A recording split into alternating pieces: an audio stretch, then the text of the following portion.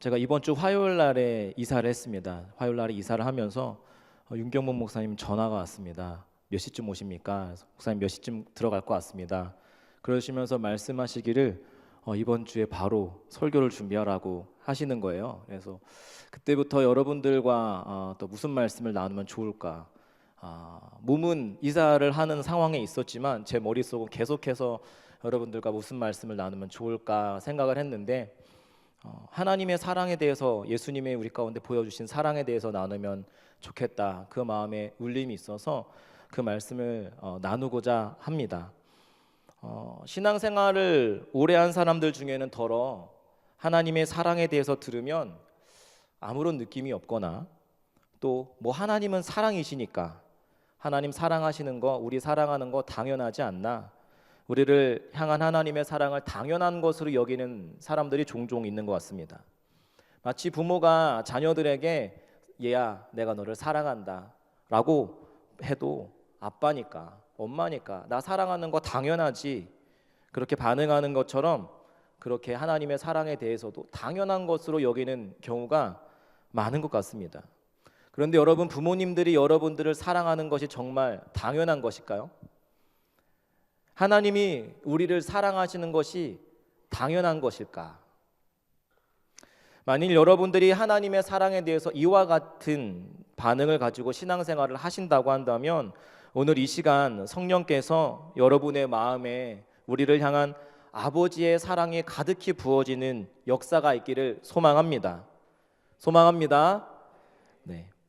마음을 열어주는 101가지 이야기 중에 나오는 이야기입니다. 악성 췌장암에 걸려서 1년뿐이 살 수 없다는 절망적인 선고를 받고 독방에서 하루하루 죽음과 싸우는 삶을 사는 아버지가 있었습니다. 그에게는 의사 아들 한 명이 있었습니다.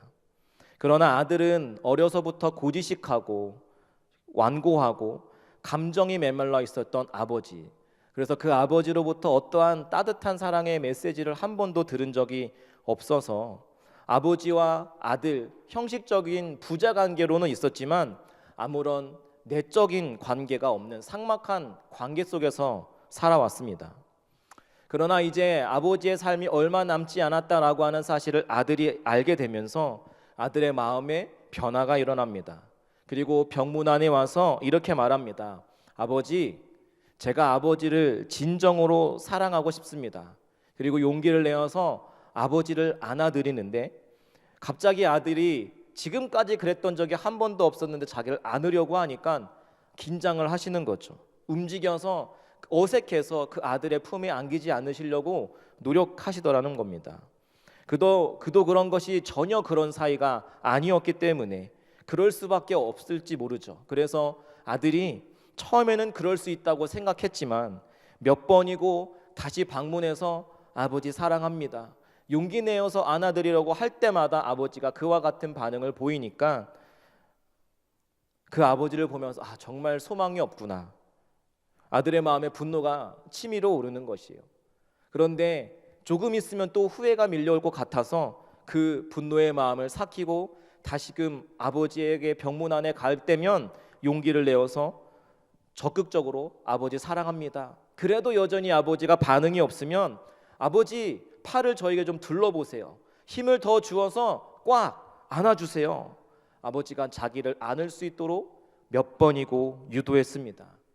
그로부터 몇 달이 지나고 아버지의 긴장된 자세가 서서히 풀어지기 시작했고 그 이후로 나중에는 아들이 오면 아버지가 먼저 아들을 껴안기 시작하면서 두 사람 사이에는 이전에는 경험할 수 없었던 부자관계, 깊은 부자관계가 부자관계로 발전하게 됩니다. 그리고 아들이 아버지를 200번째 포옹하게 되던 날 아버지는 처음으로 이런 말을 아들에게 합니다. 얘야, 내가 널 사랑한단다. 평생 아버지로부터 들어본 적 없었던 애정의 표현이었습니다. 200번째 안아주던 그날, 헤럴드 블롬필드라는 사람이 쓴 이 글을 읽으면서 저는 그런 생각을 했습니다. 내가 과거에 그랬었구나. 제가 하나님이 저를 200번이고 안아주시면서 사랑한다고 말씀하실 때마다 뻣뻣했고 안기기를 거부했었구나. 그럼에도 불구하고 수없이 안아주시면서 다가오시는 그 주님 앞에서 변함없이 신실하신 그 아버지의 마음이 깨닫게 되자 주님 품에 안겨서 우리가 찬양했던 것처럼 주님, 저도 주님 사랑합니다.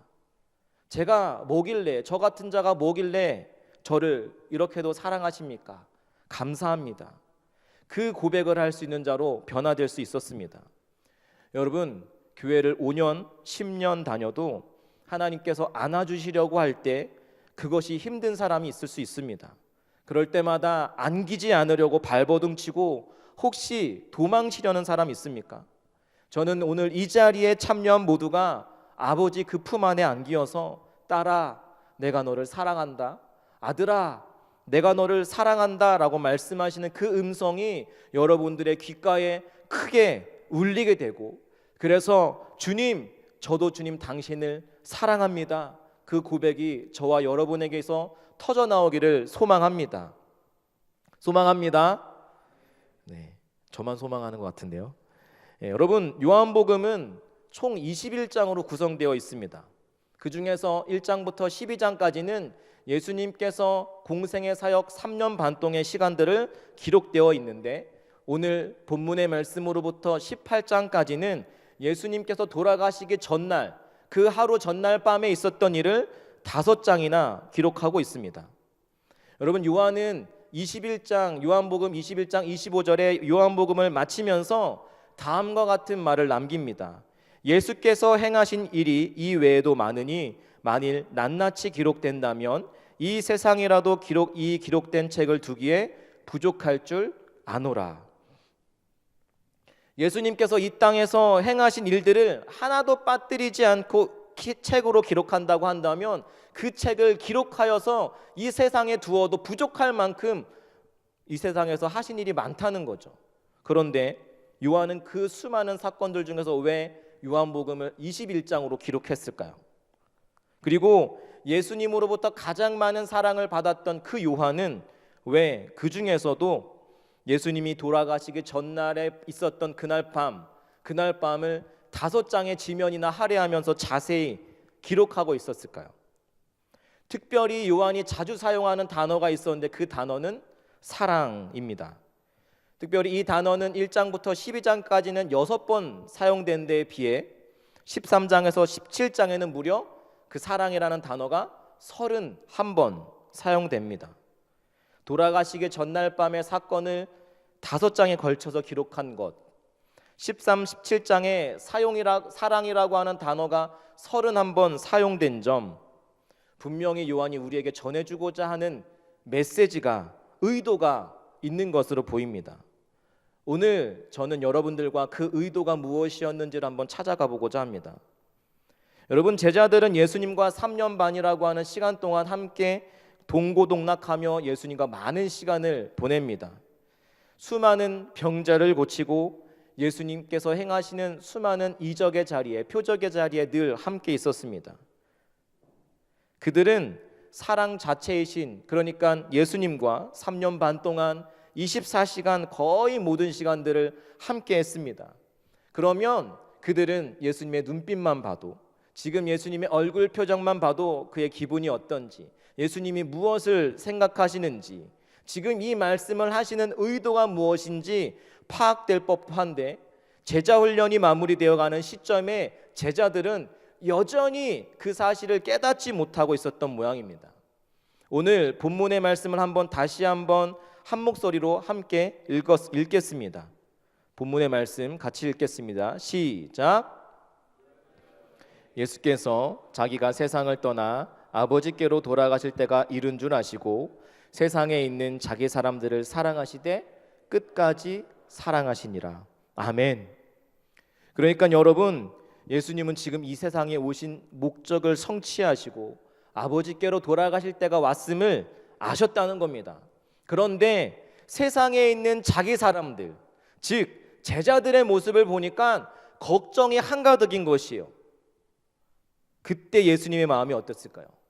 여전히 깨닫지 못하는 제자들, 말로 해서는 안 되니까 얼마 남지 않은 시간 동안 더 절박해지셔서 제자들을 향한 자신의 사랑이 무엇인지를 볼 수 있도록 행동으로 생생하게 가르치고 집중적으로 가르치면 그들이 깨닫게 되지 않을까, 신락 같은 희망을 걸고 모든 관심과 초점을 그가 사랑했던 자기 사람들에게 집중하셨습니다.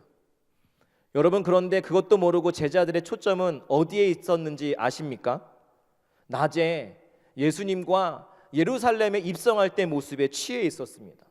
예수님이 입성할 때 수많은 사람들이 달려나와 예수님을 환호하고 자기가 입고 있던 옷을 벗어서 레드 카펫을 만들어 주시 하나님께서 예수님께서 가실 그 길을 마련하고 종려나무 가지를 흔드는 그 모습에 취해 있었습니다. 이제는 우리가 많은 것을 포기한 그 덕을 좀 누리겠구나, 예수님 때문에 내가 한 자리 좀 차지할 수 있겠구나, 그런 몹쓸 상상에 빠져 있었습니다. 그러니까 그들은 서로 누가 크냐, 누가 예수님의 오른팔이 될 거냐, 누가 예수님의 왼팔이 될 거냐, 서로 싸웠다는 거죠. 그분의 좌우편이 무엇을 의미하는지도 모르고 그들은 그렇게 싸우고 있었습니다. 그런 그들을 보시면서 내가 이런 놈들을 제자라고 훈련을 시켰나 한탄스러울 법도 하시지만, 주님은 개의치 않으시고 물 한 바가지를 받아오셔서 제자들의 발 하나하나를 전부 정성스럽게 씻기십니다. 여러분, 당시에 발을 씻기는 일은 아주 천한, 종이나 하는 일이었습니다. 유대 자료들에 따르면 발을 씻기는 일이 너무 천하여서 유대인 노예들도 하지 않도록 이방인 노예들이 맡게 할 정도로 아주 비천한 것이었어요. 그러니까 나보다 더 높은 신분을 가지고 있는 사람이 자기보다 낮은 사람의 발을 씻긴다, 그것은 상상할 수도 없는 일인데, 지금 예수님이 겉옷을 벗고 허리에 수건을 두르고 낮고 천한 종의 자세를 취하셔서 더럽고 냄새나는 제자들의 발 하나하나를 손수 정성스럽게 씻기고 있는 겁니다. 여러분, 그 중에 누구의 발까지 씻기셨는지 아십니까? 잠시 후에 자기를 팔러 갈 배신자 가룟 유다의 발까지도, 그 사실을 예수님이 이미 알고 계셨지만 그도 다른 제자와 동일하게 똑같이 정성스럽게 씻기셨습니다. 그리고 떡을 내어주시면서 이는 너희를 위하여 찢는 내 살이다, 핏잔을 돌리시면서 이는 내 피다, 이거 먹고 너 살아라. 그때 그것이 무엇을 의미하는지 몰랐지만 나눠주시던 그 떡과 잔이 세월이 흐르고 난 뒤에 예수님의 진짜 살이고 진짜 피인 줄 그들이 나중에 알게 되었을 때, 제자를 사랑하시는데 자기의 살을 뜯어 자기의 피를 뜯어 쏟아주시는 주님의 마지막 고백, 그 마지막 날 밤 주님이 보여주신 그 모습을 제자들이 어찌 잊을 수 있었겠습니까? 그리고 세월이 지난 그 어느 날 성령께서 그 제자들의 기억 안에 있던 그 사건을 떠올리면서 특별히 예수님으로부터 많은 사랑을 받았던 요한이 한마디로 주님께서 자신들에게 보여주신 삶에 대해 내린 결론이 오늘 우리가 함께 읽은 본문입니다. 유월절 전에 예수께서 자기가 세상을 떠나 아버지께로 돌아가실 때가 이른 줄 아시고 세상에 있는 자기 사람들을 사랑하시되 끝까지 사랑하시니라. 사랑하시되 끝까지 사랑하시니라. 그럼에도 불구하고 여전히 깨닫지 못하는 그들을 보시면서 예수님은 더욱 간절해지셨습니다. 제자들은 지금 예수님이 왜 이런 행동을 하시는지, 왜 이런 말씀들을 하시는지 여전히 깨닫지 못하고 파악하지 못하고 있었습니다. 그래서 베드로가 질문합니다. 주여, 어디로 가십니까? 예수님 대답합니다. 내가 가는 곳에 내가 지금은 따라올 수 없으리니 후에는 따라오리라. 베드로 자신의 의지와 노력으로 주여, 지금 왜 따르지 못하겠습니까? 주를 위하여 내 목숨까지도 버리겠습니다. 그렇게 대답합니다. 마태복음 26장 33절과 마가복음 14장 29절에서는 베드로가 이렇게 이야기합니다. 다른 사람과 비교하면서 여기 있는 사람들 다 주님을 버린다 할지라도 저는 끝까지 주님 따르겠습니다. 큰 소리 칩니다. 그러나 그 베드로의 그 고백 앞에서도 예수님은 아셨습니다. 결정적인 순간에 이 자도 베드로도 곁에 없을 것을 아셨습니다. 몹쓸 상상에 취해 있는 그들을 향해서 예수님께서 자꾸 죽는다고 하니까 제자들의 표정이 점점 굳어집니다. 그러니까 14장에 가면 예수님께서 이렇게 말씀하시는 거죠. 너희는 마음에 근심하지 말라. 하나님을 믿으니 또 나를 믿으라. 사실은 내가 너희의 처소를 예비하러 가는 거다.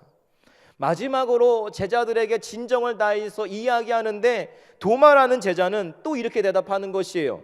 주님, 솔직히 내가 가는 이 길이 어디인지도 잘 모르겠는데 그 길을 어떻게 알겠습니까? 그러고 있는 거죠. 제가 예수님 같으면 낙심되고 포기되고 절망될 것 같습니다. 안 될 놈들은 안 되려나 보다. 3년 반 동안 그렇게 함께하면서 많은 것을 가르치고 보여주었음에도 불구하고 안 될 놈들은 안 되겠구나. 포기할 법도 한데 주님은 끝까지 포기하지 않으시고 말씀하십니다. 요한복음 14장 6절에 내가 곧 길이요 진리요 생명이니 누구든지 나로 말미암지 않고는 아버지께로 올 자가 없느니라. 나를 본 자는 아버지를 알았고 또 보았느니라. 그런데 그 말이 끝너기가 무섭게 빌립이 받아칩니다. 주여, 그러지 말고 속 시원하게 아버지를 한번 보여주세요. 이랬더니 주님, 내가 너희와 이렇게 오래 너희와 함께 있었는데 또 아버지를 보이라고 하느냐. 나를 본 자는 아버지를 보았는데 어찌 또 보이라고 하느냐. 그런 제자들을 향해서 주님은 더 간절해지셔서 나는 포도나무요 너희는 가지니 저가 내 안에 내가 저 안에 있으면 이 사람은 과실을 많이 맺나니 너희가 나를 떠나서는 아무런 열매도 맺을 수 없다. 이렇게 요한복음 15장 전체를 친구가 친구를 위하여 목숨을 버리면 이보다 더 큰 사랑이 없나니 내가 너희를 친구라 하노라. 내가 너희를 위하여 대신 죽노라. 주님은 그렇게 끝까지 포기하지 않으시고 계속 힘주어 말씀하십니다. 제자들은 끝끝내 주님이 하시는 그 말씀의 의미를 깨닫지 못합니다. 그럼에도 불구하고 예수님은 이들을 사랑하시되 어떻게 사랑하셨다는 거죠? 끝까지 사랑하십니다. 그리고 그 사랑을 완성하시고자 십자가에 못 박혀 죽으셨습니다. 여러분, 그것으로 끝이 났습니까? 아시다시피 사흘 만에 부활하셨습니다. 그런데 주님 40일 동안 부활하셔서 있는 기간 동안 뭐 하셨는지 아십니까? 약속대로 예수님께서 부활하셨는데 그 사실을 듣고도 보고도 믿지 못하니까 제자들 한 사람 한 사람 쫓아다니면서 얘들아, 내가 약속대로 살아났다. 보여주어도 못 믿으니까 손바닥을 보여주면서 상처를 보여주면서 내가 예수다. 그제야 의심 많은 도마를 포함해서 모든 제자들이 예수님이 부활하셨음을 믿게 되었습니다. 그런데 예수님의 부활이 믿겨지자 문제가 생깁니다. 요한복음 21장에 가면 베드로가 갑자기 무슨 생각을 했는지 모르겠지만 제자들이 모여있는 자리에서 벌떡 일어나서 이렇게 말합니다. 나는 물고기 잡으러 가노라. 여러분, 예수님의 부활을 믿게 되었는데 왜 갑자기 베드로는 그와 같은 반응을 보였을까요? 부활하시기 전에 베드로 어떤 사람이었습니까? 늘 자기의 생각과 의지가 앞서서 행동이 앞섰던 사람 아닙니까? 주는 그리스도시요 살아계신 하나님의 아들이십니다 라고 하는 위대한 신앙 고백 이후에 예수님께서 그래 잘하였다 착하고 충성된 종아 칭찬하신 후에 내가 이제는 십자가에 못 박혀 죽으실 것을 이야기했을 때 베드로 어떻게 반응했습니까? 주님은 죽으실 수 없습니다. 막았었던 자 아닙니까? 내가 가는 길은 너희가 아직 따라올 수 없다라고 말씀하실 때 아닙니다. 주님 끝까지 목숨 버리면서까지 이 사람들 다 주님 버린다 할지라도 저는 끝까지 따를 수 있습니다. 호언장담했던 자 아닙니까? 근데 예수님의 부활했는데 부활의 사실이 3번씩이나 그에게 보여졌는데 베드로 모든 것을 다 뒤로 한 채 물고기 잡으러 가겠다고 하는 것입니다. 말씀을 준비하면서 저는 성경에 기록되어 있지 않지만 여백 속에 감춰져 있는 그때 왜 베드로가 그런 대답을 할 수밖에 없었을까 상상해 보았습니다. 베드로 부활하신 주님을 처음 만났을 때 이게 꿈인가 생신가 믿겨지지 않았을 것입니다. 그런데 그 예수님이 다시 살아나셨다고 하니까 반가운 마음도 또한 들었을 겁니다.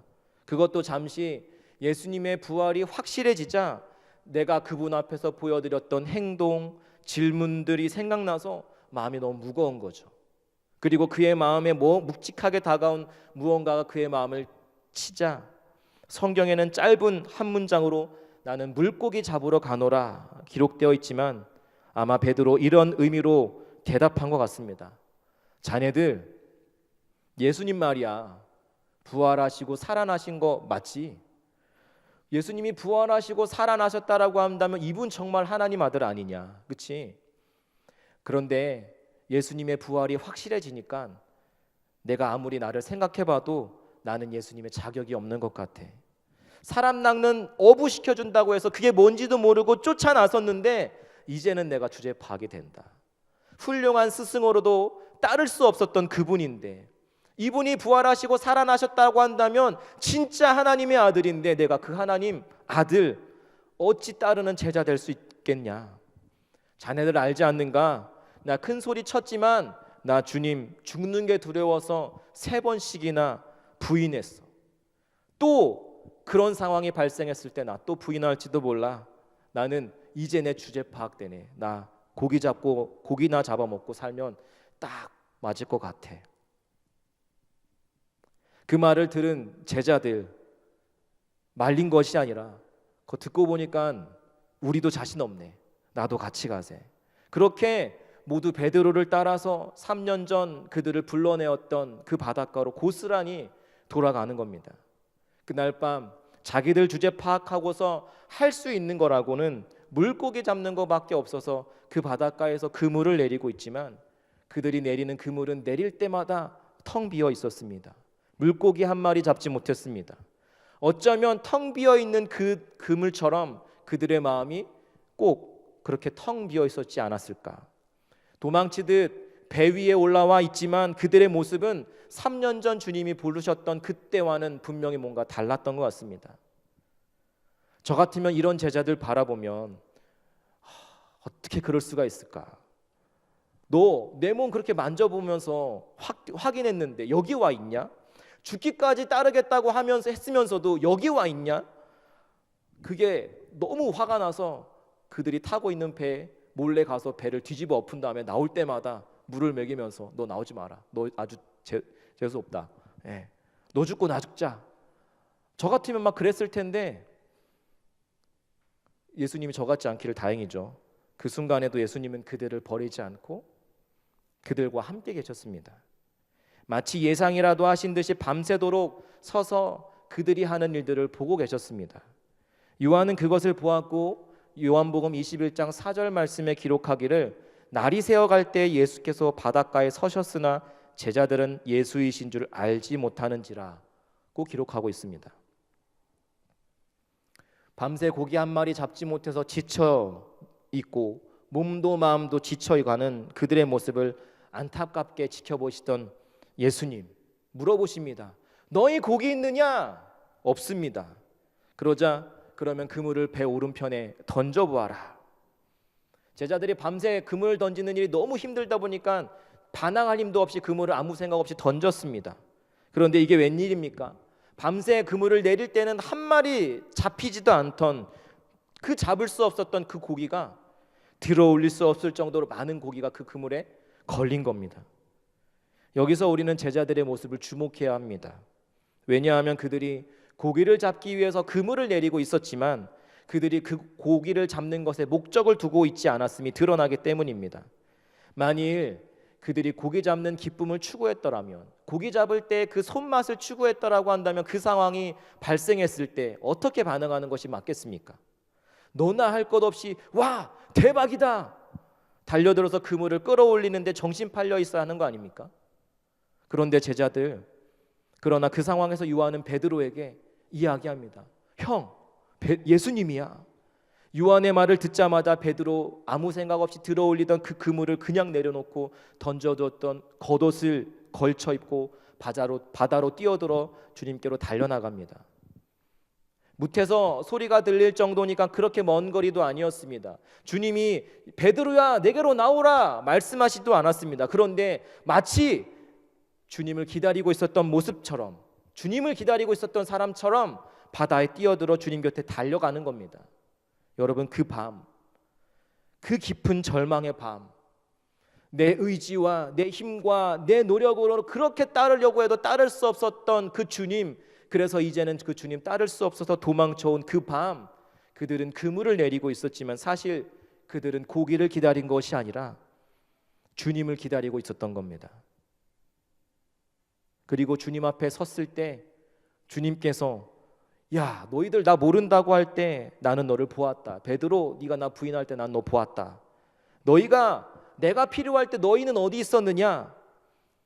한마디 따져 묻지도 않으시고 예수님은 밤새 추위에 지쳐 있을 그들을 향해서 따뜻한 모닥불을 피워놓고 떡과 고기를 준비하고 계셨습니다.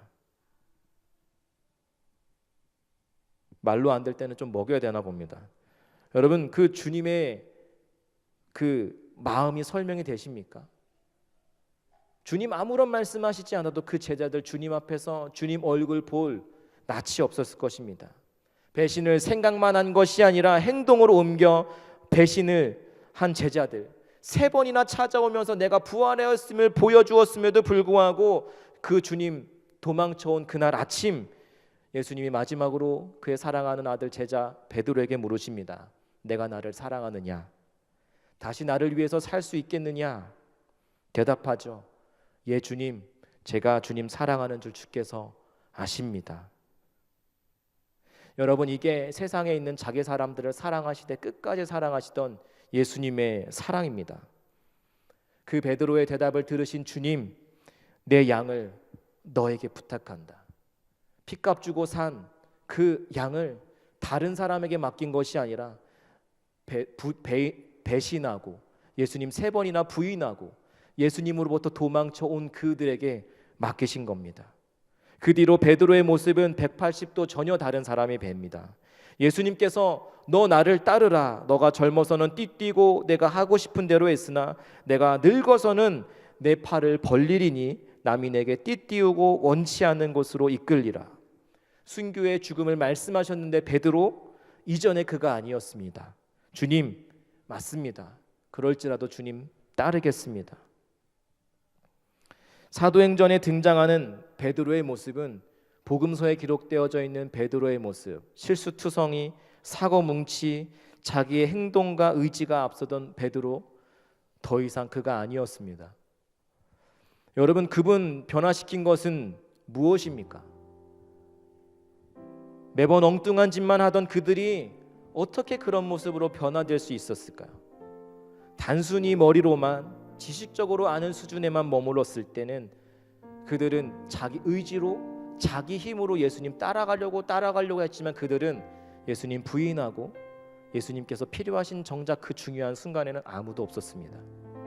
그런데 그분이 우리를 사랑하시되 끝까지 사랑하시는 그 주님, 그분이 십자가에 달려 죽기 전에 그 전날 밤에 그토록 이해할 수 없었던 행동들과 말들을 통해서 우리에게 그렇게 애절하게 가르치고자 하셨던 그 이유를 그들이 나중에 그의 마음 가운데 새겨지게 된 순간 그리스도의 크신 사랑을 깨달아 알게 된 거죠. 후에 예수님께서 자신들에게 보여주신 그 예수님의 사랑을 한마디로 요약하는 것이 그래서 오늘의 본문입니다. 유월절 전에 예수께서 자기가 세상을 떠나 아버지께로 돌아가실 때가 이른 줄 아시고 세상에 있는 자기 사람들을 사랑하시되 끝까지 사랑하시니라. 사랑하시되 끝까지 사랑하시니라. 요한도 그때는 몰랐습니다.